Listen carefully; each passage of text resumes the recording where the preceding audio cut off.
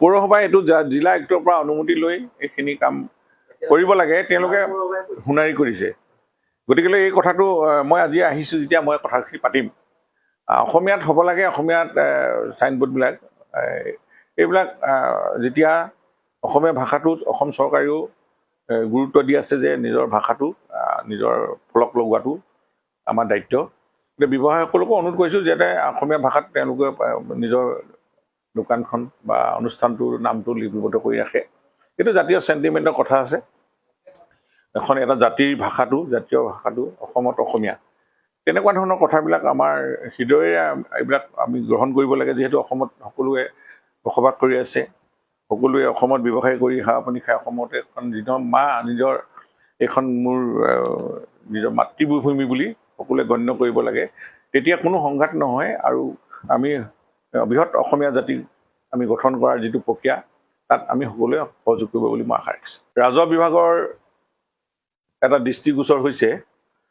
যে একাংশ বাতৰি কাকতত ৰাজহ অৰ্থাৎ মাটিৰ খাজানা বৃদ্ধি কৰাৰ জোৰজাক কৰিছে বুলি চৰকাৰে যোৱা 9 তাৰিখৰ এখন দেখিবলৈ পালোঁ এইটো আমি স্পষ্ট কৰি দিব বিচাৰিছোঁ যে বৰ্তমান ৰাজহ বিভাগৰ হাতত মাটিৰ খাজানা বৃদ্ধিৰ কোনো প্ৰস্তাৱ নাই আমি জনসাধাৰণক সৰ্বসাধাৰণ ৰাইজক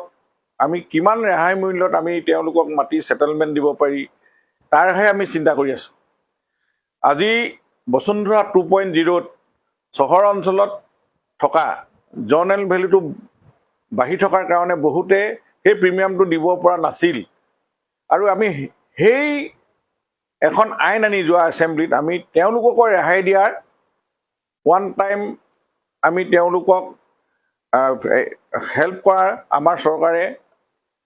এছেম্বলিত আমি এনেকুৱা এখন আইন সংশোধন কৰিছোঁ আৰু আমি যোৱা 2 দিন ধৰি আমাৰ জিলা আয়ুক্ত আমাৰ ADC ৰেভিনিউ চাৰ্কুল অফিচাৰসকলত বহা যিখন ৱৰ্কশ্বপ তাতো আমি ডিটেইলছ এই কথাখিনি আমি আলোচনা কৰিছোঁ য'ত মাননীয় মুখ্যমন্ত্ৰী মহোদয়ে নিজে এই জিলা আয়ুক্তসমূহক এইবিলাক কথাত যাতে জনগণক যাতে কোনো অসুবিধা নাপায় খাজানা দিয়াতে হওক মাটি প্ৰিমিয়াম দিয়াতে হওক অইন ৰেজিষ্ট্ৰেশ্যনেই হওক এনেধৰণে সেৱা কৰিবৰ কাৰণে কঠোৰ নিৰ্দেশ দিছে মুখ্যমন্ত্ৰী মহোদয়ে ৰাইজে অযথা এনেকুৱা মাটিৰ খাজানা পূৰ্বৰ যিটো নিৰিখ আছিল